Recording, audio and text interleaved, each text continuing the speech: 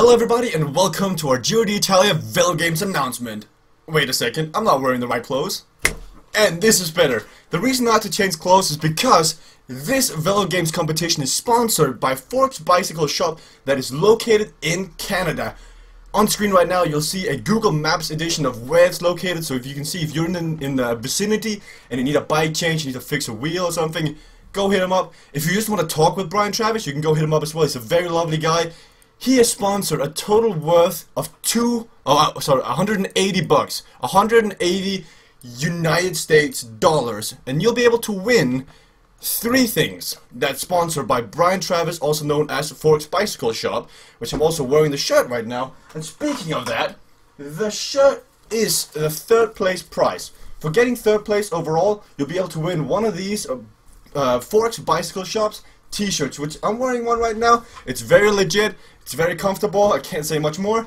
2nd place, you'll be able to win some very nice artwork. You'll be able to win a Fausto Coppi versus Batali poster from the Tour de France. It's very cool. It's got a value of 35 United States dollars. Speaking of artwork, if you want to see more of these artworks, you can go hit him up on Instagram at Aaron Forks. There'll be a link on the screen below, on the screen right now. Plus, there'll be an image of some of the artwork. And then to the grand prize, worth 140 bucks. Not these glasses, but you're able to win. I'm not sure which brand it is, but I have it on screen. But you'll be able to win 140 bucks worth of glasses, which is 1 pair of glasses actually, because they're quite expensive. But like this, you'll be able to ride your bike without getting stuff in your eyes, and you'll be able to look really cool while doing it. Plus that, because he decided to chip in so much money, I decided to chip some of my own personal money in that I've been doing my jobs, doing my life. So I'll be giving out 20 bucks. I'll give out twice 20 bucks to 2 people. First of all, for the best team name. So when you sign up, make sure to have the best team name. And the way we decide who has the best team name is by using Twitter. So you will tweet at CyclingHubTV. I'll be an example on screen right now, but you tweet at CyclingHubTV using the hashtag #CHVelogames and then the team name. So if you want your team to have this prize, best team names, hit up your friends, tell them to vote for you, share the word, and at the end, at the start, let's say the start of the Giro d'Italia, when the deadline ends for Velogame submissions, Velogame team submissions, which I believe is like 3 o'clock midday, Saturday the 9th. So by then, we'll close the submissions, we'll close the votings. So by then, make sure to tweet it at CyclingHubTV, the name that you think is the best, the funniest, or whatever, the one you like the most, and using the hashtag #CHVelogames. That's one 20 buck out there. Next up, we've got the lowest scoring 100-point team. This is one of my favorite challenges to do in Velogames. It's very tough. You have to get a team that's filled up. You have to use all 100 points available on Velogames, and you have to try to get the lowest scoring team possible. This is so fun to do. So if you think you're bad at picking winners and you're good at picking losers, this competition is for you. So do that. When the Velogames is over, when the Giro d'Italia is over, I'll look through everyone that used 100 points, and the worst team will get 20 bucks. All this will be done, like if you're one of the winners, hit us up on cyclinghub15 at gmail.com. Hit us up, give me your name and so on, and I'll try to get in contact.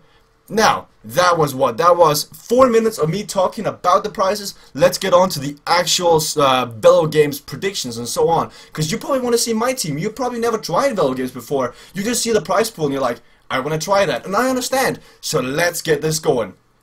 Looking at my team, I'll take my team at 1 step at a time. You have to pick a total of 9 riders, and I believe there are different classes. I'm not sure what the classes are, but you'll see them on screen. Not a big fan of this, but you have to. You probably played the cobblestone game already, or if you have, you didn't have to choose classes like on classes, climber, all-arounder, wildcard. In the Grand Tours, you are forced to. Let's start with our first, what is that? Is that the all-arounder? I think it is. Let's just go from all the way down. At first, I have Richie Porte. I think Richie Porte is very, very important to have. I looked through last year's Velogames scores. Rigoberto Urán was first with 1,600 points.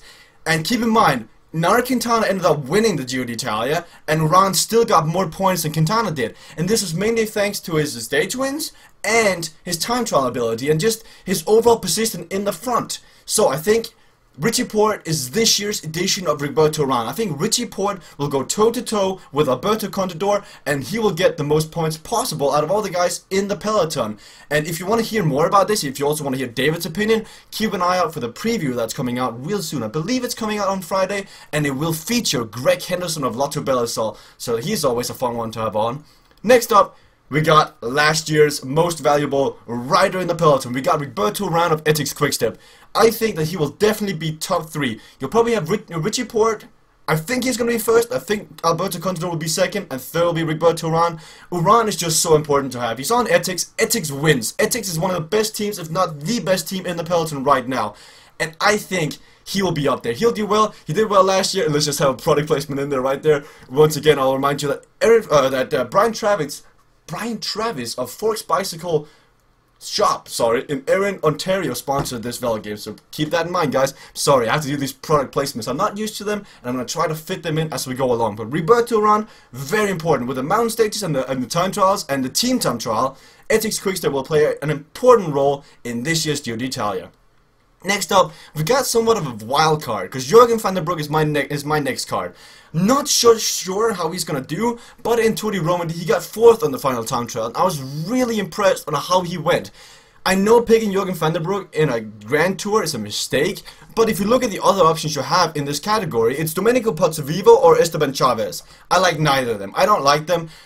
Pozzovivo is too expensive. I want a lot of other riders, and to fit them in, I need those 4 points that picking Jurgen van der Broek over Pozzovivo gives me available. So I'm picking Jurgen van der Broek in the hope that he'll do well, and also he's coming off form. I'm not so sure about Pozzovivo. He did well in the Giro del Trentino. He won a stage.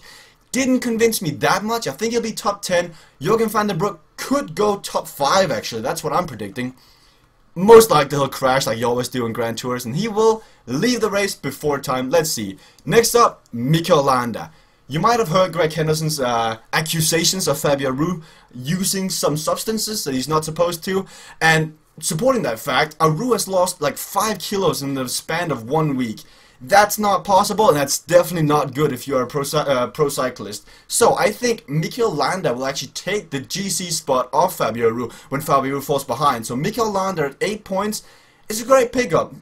I know it's kind of like you want Pozzovivo in this spot. You really want Domenico Pozzovivo, but the fact he's worth 16 points is not worth it. And keep in mind, so far I have not picked Alberto Contador. I don't think Contador is gonna. Well, I think he's going to do well, but worth 26 points, he's not. It's the same dilemma as picking Pozzovivo. He's just too expensive, and it's not worth it. Now, we've got my personal MVP of the first week of the Giro d'Italia. We have to pick a sprinter. There are not many sprinters. Last year we had Nacer Bouhanni and we had Marcel Kittel. Marcel Kittel would have won every single sprint stage if he was still in the race. He was in the first 4 stages and he ranked up a lot of points. Let's see if I can actually figure out how many points he ranked up. Can't really see it right now. Oh, he actually ranked up 320 points in the first 4 stages. And in total, we saw that Nacer Bouhanni ranked up 1100 points. This is a sprinter that basically won all the sprint stages. And the field this year for sprinters, it's not that good. It's really not that good. So, if you have to pick a sprinter that's going to do well in the team time trial and maybe take the Maglia Rosa, Michael Matthews has to be an obvious choice. We start off with a team time trial like last year. Svein Tuft took it on his birthday, and then Michael Matthews kept it for the next week. I think we'll see a similar scenario this year. Orica Greenwich wins team time trials. It's that simple. Orica Greenwich, even in Tour de Romandie, they had a lesser team and they managed to beat Ethics, they managed to beat BMC, Sky, and so on.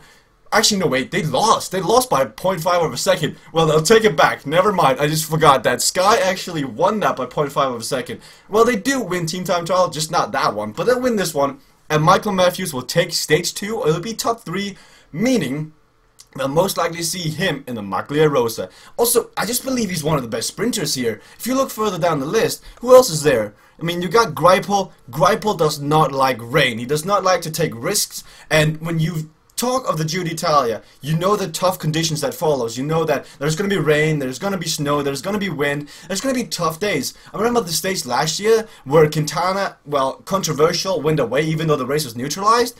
And you're going to have stages like that again this year, and Andre Greipel is not going to like those stages. He's not going to take the, what is it, green jersey? Wait, I don't remember what jersey it is. Let me just fill up with some water real quick. But Andrew Greipel will not take the points jersey. Michael Matthews might. Lobato also a valid option, but I'm valuing Michael Matthews higher due to his team time trial ability. Well, not his, but his team's. Movistar, they do bring a strong team, but not as much. Look at my sketch in solo, all very strong, and further down the list, I don't see, like, Elia Viviani. He is one of the fastest guys there, and Team Sky were in the sprints last year, but he can't compare to Michael Matthews. Moving on, the next three picks, the next three are the unclassed riders. These three picks are what makes or breaks your team. Everybody can pick Richie Porte, everybody can pick Rigoberto Urán, but can you find the real jokers that matters? This is something that David is really good at, and if you want to get more information on these jokers, watch the preview coming out on Friday, where you'll hear David analyze some of the Italian teams, some of the lesser known teams, some of the riders that could go out and win the breakaway or the King of the Mountains jersey. But I know you might have seen that you get points for being in the breakaway. It's not really worth it. You only get like 4 or 6 points, and that's not a lot in the long scheme. Like, you want to go for riders that win stages or gets top 10 in GC. Even top 10 in the GC is not even good. You want to get guys to get top 5, and you want to get guys that win stages. That's what you want to do.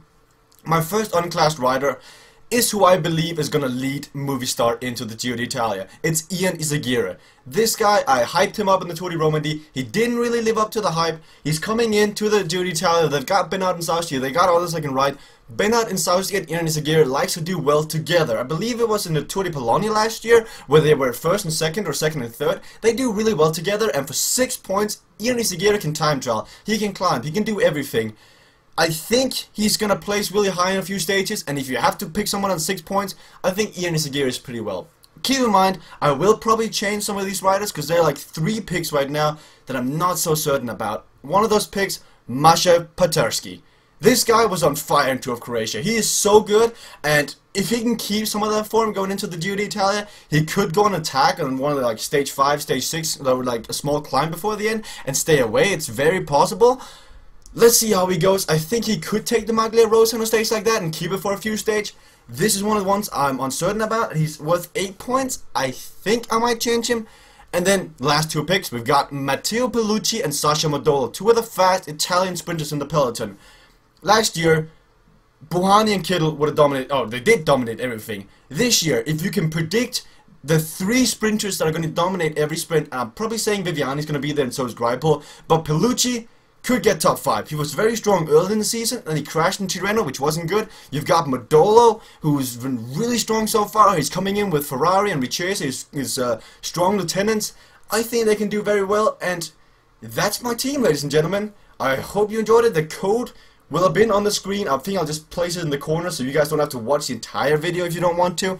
I hope this helped you pick some of the riders that you think will do well. If you don't like some of my picks, go ahead and say something about that. If you got some questions about Velogames and what to do and so on, just hit me up. If you're not sure how to sign up, hit me up as well. I'll try to go through that. If some of the rules you're not understanding, sure. Last but not least, you guys have said that you wanted to donate to us. You want to donate to Cycling Up for the good work we do on YouTube and on our live streams. I'm not a fan of that. My moral compass is pointing in the other direction. So if you want to donate to us, go on to his website. There'll be a picture on screen. There'll be a link on screen. Go to his website and please buy a t-shirt. Buy something. Go to, if you live in Canada, hit him up and you'd like to donate to us. Hit him up. Go in and say, hey, you know one of those lovely t-shirts I saw Jesper Anker wearing? Could I get one of those? Like, I'd really like to pay you one of those because, hey guys, this guy went out of his way to sponsor a competition that he didn't really have to. He sponsored a total of $180 for you guys. I mean, come on, guys. What a lovely guy. You guys should really just go out there and thank this guy. I mean, oh well, these guys. I actually think he's doing this with his wife. So thank you very much, Brian Travis, and I think it's Heather Travis. Thank you very much to you guys. I hope you guys enjoyed this Velogames. Along with our previews, I will also be posting videos like these to like who has been the big star so far, who's leading each competition, and see how it goes from there. Thank you guys for watching, and we'll see you guys for the preview.